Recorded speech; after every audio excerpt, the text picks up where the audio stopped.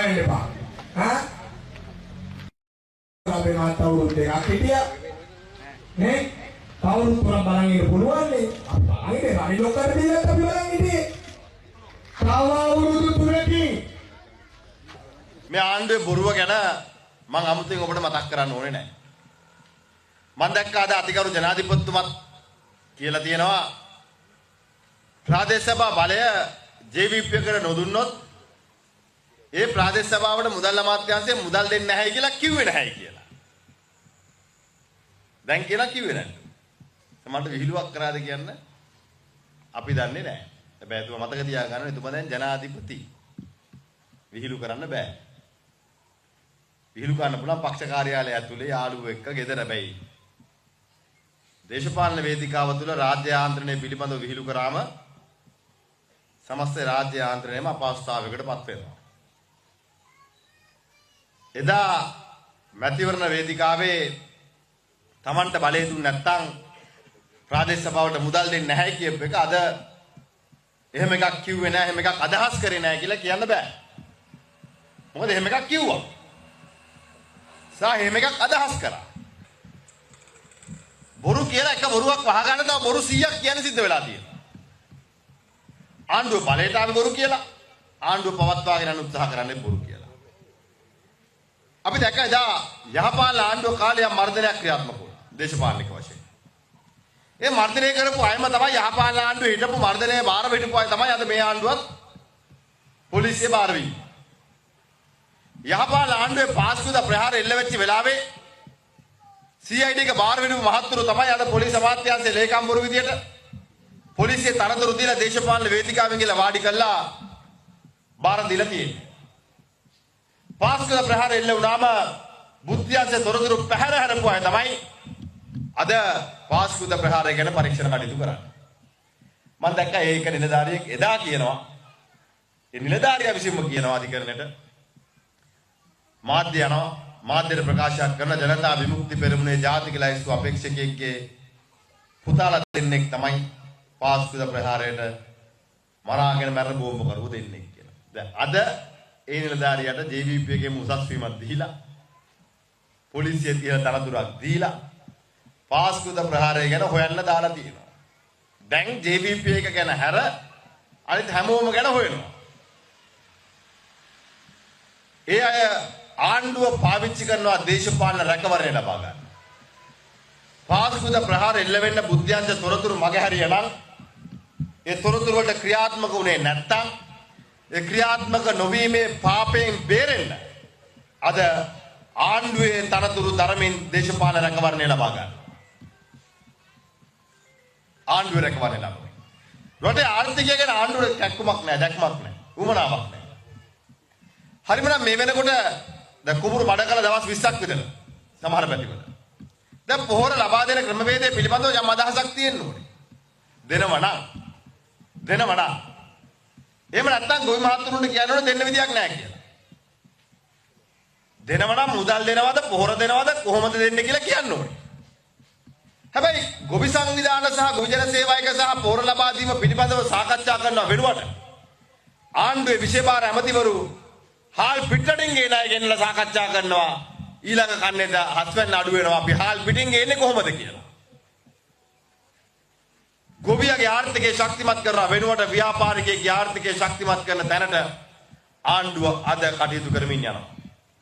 හැබැයි එදා කන්න දෙකක් පොහොර නිකන් දීලා කාබනික පොහොර එක කන්නයක් දුන්නම පාර්ට බස් ගොවියෝ පාර්ට බස්සපු ඇමතිවරු අද පාර්ලිමේන්තුවට ගිහිල්ලා අමාත්‍යාංශ වල තනතුරු ධර්මයෙන් ගොවියා ගැන සත්‍යයක්වත් නැහැ. මේ ආණ්ඩුවට ජනතාවට වැඩ කරන්න උවමනාවක් නැහැ. ලෝකේ හැම නායකයෙක්ම ඇමරිකානු ජනාධිපතිවරයාගේ බදු ප්‍රතිපත්තිය බලපාන ආකාරය පිළිබඳව සූදානම් වෙනකොට අපේ අතිගරු ජනාධිපතිතුමා වේදිකාවක් ගන්න රාජපක්ෂවලට බැන යනවා. රාජපක්ෂවලට බැන්නට ට්‍රම්ප් ජනාධිපතිතුමා බද්ද අයින් කරන්නේ නැහැ. අපිට බැන්නට ට්‍රම්ප් ජනාධිපතිවරයා බද්ද අයින් කරන්නේ නැහැ. ඒක එතුමා තේරුම් ගන්න ඕනේ. ඒකට වැඩපිළිවෙලක් දැක්මක් එක්ක යන්න ඕනේ.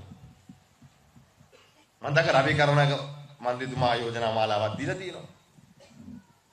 හර්ෂ මන්ත්‍රීතුමා යෝජනාව මාලාවක් දීලා තිනවා. ඩී.වී. චානක අපේ පක්ෂ මන්ත්‍රීතුමා යෝජනා මාලාවක් දුන්නා. වැඩ පිළිලක් දුන්නා. ඉතින් මේවා හරි අරගෙන යම් වැඩක් හදන්න ඕනේ. එහෙම නැතුව ලියුමක් දාලා ලියුමේ තැපෑනේ පිළිතුරක් එනකම් බලන් හිටියොත් අපේ රටට මේ අභියෝගයට මුහුණ දෙන්න බැරි වෙනවා. අපේ රටට මේකට මුහුණ දෙන්න බැරි වෙනවා. ඒ හින්දා ආණ්ඩුව පැහැදිලිවම මීට වඩා වගකීමකින් කටයුතු කළ යුතුයි. අද ප්‍රාදේශීය සභා මැතිවරණය අපිට ජනාධිපතිතුමා ඔළුවෙන් හිටන් කිව්වත් කොහොම කිව්වත් මධ්‍යම ආණ්ඩුව නැතුව අපිට ප්‍රාදේශීය සභාව දුවන්න පුළුවන්. එතුමාට බැරි වුණාට 2018 අපි ප්‍රාදේශීය සභා බලය ගන්නකොට අපිට ජනාධිපතිවරයා නැහැ, ආණ්ඩුකාරවරු නැහැ, අග්‍රාමාත්‍යවරයා ප්‍රමුඛ පාර්ලිමේන්තුවක් නැහැ, විපක්ෂ නායකකමක් නැහැ. ඒ සියල්ලම තියෙද්දි අපි ප්‍රාදේශීය සභා ජයග්‍රහණය කර නගර සභා දින්නා අපි වැඩ කරා. අපි කේන්ද්‍රික ගා හිටියේ නැහැ. අපි වැඩ කෙරුවා රටේ ජනතාව වෙනුවෙන්. ඒ වැඩ කරපු ප්‍රතිඵල තියෙනවා. හැබැයි අපි කේන්ද්‍රික ගාවේ නැහැ. ආණ්ඩුව කියනවා දැන් ජනාධිපතිතුමා මම දැක්ක කියනවා ආණ්ඩුව එක පැත්තක තියෙද්දි ප්‍රාදේශ සභාව තව පැත්තකට ගියොත් කකුලෙන් අදින්න. කකුලෙන් අදින්න නැති ඉතින් මොකක් කරේ තියෙන්න එපා අදින්න. මෙලෝ වැඩක් නොකරන කෙනාගේ මොකද්ද අදින්න තියෙන්නේ? ඔන්න වැඩ කරන ආණ්ඩුවක් කිව්වනම් පාර හදනකොට අපි විරුද්ධ වෙලා උද්ඝෝෂණය කරනවා නම් කර්මාන්ත ශාලාවක් කෙනෙකුට ඒක වහන්න කියලා අපි දඟලනවා නම් එහෙමත් නැත්නම් ආයෝජකයෙක් කෙනෙකුට ආයෝජකයාට විරුද්ධව අපි උද්ඝෝෂණය කරනවා නම් අන්න කකුලෙන් අදිනවා කියන්න පුළුවන්. අපි කියන්නේ ආයෝජකයෝ ගේන්න පාර හදන්න ඉස්කෝලේ හදන්න කියලා අපි කියනවා. මොකද අදින්න තියෙන්නේ කරන්න නැති එකයි ප්‍රශ්නයකට තියෙන්නේ. ඉන්දියාවේ එක කිවිසුමක් ගහනවා ආරක්ෂාව සම්බන්ධයෙන්. ඒ කිවිසුමේ පිටපත ඉල්ලුවම මොකක්ද ඒකේ තියෙන්නේ කියලා පාර්ලිමේන්තුවේ ජනතාව දැනුවත් කරන්න ගියාම ආණ්ඩුව සද්දයක් නැහැ. අද වෙනකන් සද්දයක් නැහැ. සමහර JVP ගාය කියනවා කියලා ඉන්දියාවෙන් අහගන්න. ඉන්දියාවෙන් අහගන්න මේක ඉන්දියාවේ ප්‍රාන්තයක් නෙවෙයිනේ. ආණ්ඩුවේ හිටන් ඉන්නවත් දැන් නැහැ දැන්ටම මේක ඉන්දියාවේ ප්‍රාන්තයක් වෙලා කියලා. මේක ඉන්දියාවේ ප්‍රාන්තයක් නෙවෙයි මේක රටක්. මේ රටේ ආණ්ඩුවත් එක්ක තියෙන ප්‍රශ්නේ අපි මේ රටත් එක්ක බේර ගන්න ඕනේ. මේ රටේ ආණ්ඩුව එක්ක බේර ගන්න ඕනේ. අපේ ආණ්ඩුව එක්ක තියෙන ප්‍රශ්නේ වෙන ආණ්ඩුවක් එක්ක තරහ වෙලා වැඩක් නැහැ අපි. ඉතින් අපේ ආණ්ඩුවේ වගකීමක් තියෙනවා ඉන්දියාවත් එක්ක අත්සන් කරපු ආරක්ෂක කිවිසුම සම්බන්ධයෙන් රටේ ජනතාව දැනුවත් කරන්න. 87 මේ ආකාරම ආරක්ෂාව සම්බන්ධයෙන් දෙපාර්ශ්ව අතර අවබෝධයකට ආවා. අවසානයේ දෙකොල්ලම තරහ වුණානේ. හරි ඉන්දියානු හමුදාව ආපු වෙලාවේ දෙකොල්ලෝගම හිතරේ දුනා. අන්තිමට යවන්න සිද්ධ වුණා. ජනාධිපතිවරු දෙදෙනෙක් අපේක්ෂකවරියන් දෙදෙනෙක් ප්‍රේමදාස මහත්තයා එක පැත්තකින් සිරිමව බණ්ඩාරනායක මැතිණිය එක පැත්තකින් දෙන්නගේ මැතිවරණ වේදිකාවේ ප්‍රධාන මාතෘකාවුනේ ඉන්දියානු හමුදාව යවන්නේ කියලා. ප්‍රේමදාස මහත්තයා දින්න යවුවා. ඉතින් මේ වැනි කිවිසුම් වලට අපි එළඹෙනවා නම් අපි පැහැදිලිවම ආණ්ඩුවට කියන්නේ මීට වඩා දීර්ඝ සාකච්ඡාවකට යන්න. මීට වඩා මහා සංඝරත්නයත් ආගමික නායකයන් රටේ ජනතාව එක්ක අපි සාකච්ඡා කරන්න ඕනේ. මොකද්ද අපි කරන්නේ කියන කාරණේ සම්බන්ධයෙන්. එහෙම අවබෝධයක් නැතුව අඳුරේ තිබ්බම නොඑක් අය නොඑක් කයි කතන්දර කියනවා. ඊට පස්සේ අපිට බයිනවා ජනතාව නොම කරනවා කියලා. අපි